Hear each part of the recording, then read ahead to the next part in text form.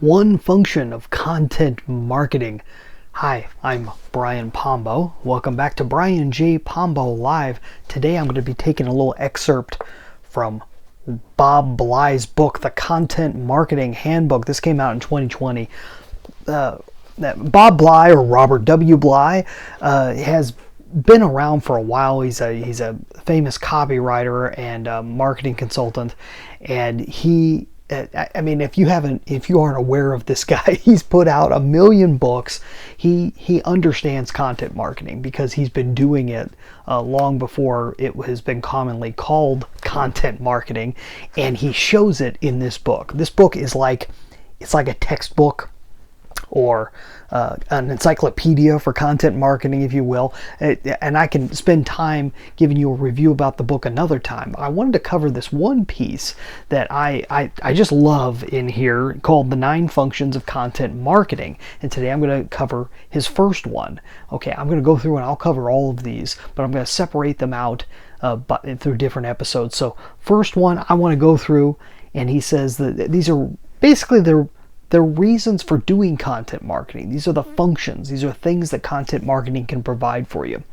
And one way is to set the specs, is what he calls. Set the specs.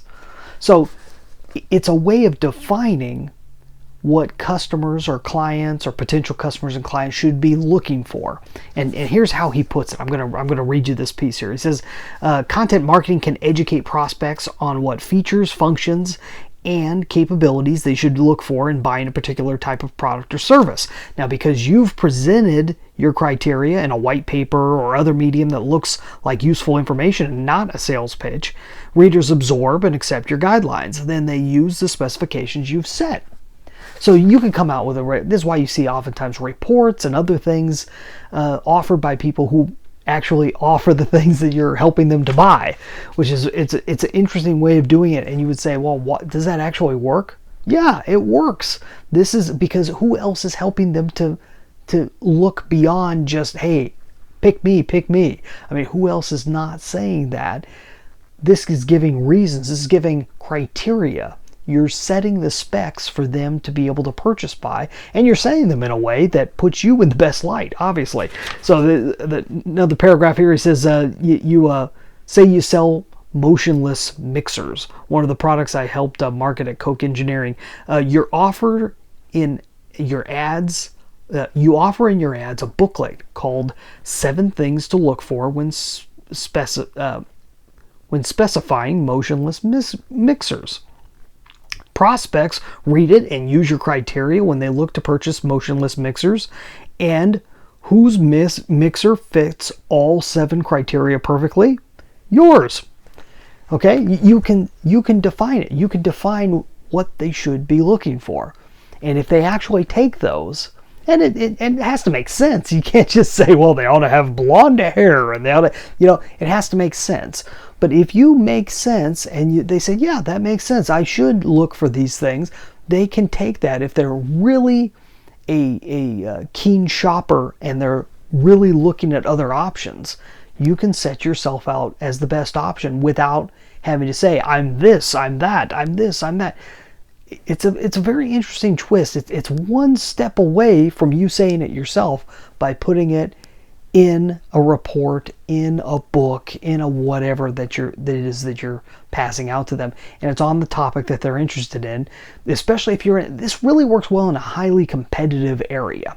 So if you're in an area where they think that everyone's basically the same and they're looking to dig in, I heard Dan Kennedy talking about this on an older audio, and he was discussing a gentleman who was in real estate, and that this person had done really well and I can't remember their name off the top of my head, but did really well in their area as making themselves a celebrity, as really putting themselves out there and giving a good name for themselves so that pretty much everyone knows who they are and they know what they do.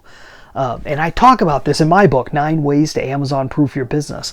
One of the ways to be able to do that is to be somebody, and I go through kind of the steps and give examples of other people that have done this. This really doesn't matter what industry you are. If you could find a way to be somebody to that customer base, you can stand out completely. But it's not the only way. It's not the only thing you should be looking for. But go check out my book, 9 Ways to Amazon Proof Your Business. You can buy a copy, or you can download a free copy over at amazonproofbook.com. And let's get back to this. I was telling you that story about the real estate agent, and he hit a troubled market where all of a sudden it seemed as though people were not just willing to take him just because he was a celebrity. All of a sudden he was getting a lot of people coming in and saying, "Hey, great, we'd like to some more information because we're shopping around, we're looking for a real estate person." And so he didn't know how to differentiate himself. Other than being a celebrity, he didn't know what else to put out there. But what they did is they put together a report similar to this. If I remember correctly, they put together a report similar to this, where these are the things you ought to be looking for in picking a real estate agent. And he was the one that fit all the criteria. And at the same time, it saved him time so that he didn't have to sit there and try and put on a pitch, which really degrades you as the person. If you're really trying to sell yourself hard, then it puts you in a situation to where it's really difficult to stand above and beyond, because you're just another person trying to get their business. It just, the posture and everything is all off in a situation like that. And we've talked about that in other times. But if you understand that, if you're in any type of the service industry especially, you'll understand the idea behind that. So what they did is instead of playing the game, they went around the game. They say, "Hey, we understand that you're looking for other people. Here's a report that you can use." And that set him up in the right in the right light. It allowed him to be able to step away from that game while at the same time controlling the game, which is a really neat idea. Setting the specs. That's the number one of the 9 functions of content marketing by Robert Bly. It's a great book. Definitely worth getting if you're really willing to research it. It's dense. I mean, there's a lot of information, a lot of great lists. He's really good for that. And if you're really interested in getting deep into it, now I'm going to be putting on a training. I'll tell you where I get all my material. I'll be discussing this, and I'll be discussing a whole lot of other things, especially for beginners, for people who are just looking and seeing whether content marketing is going to be right for them. I'll be announcing that in the next coming weeks, so be sure and stay tuned for that. In the meantime, I'll be back tomorrow with number 2 of the 9 functions. You have a great night. We'll be back then. Get out there and let the magic happen.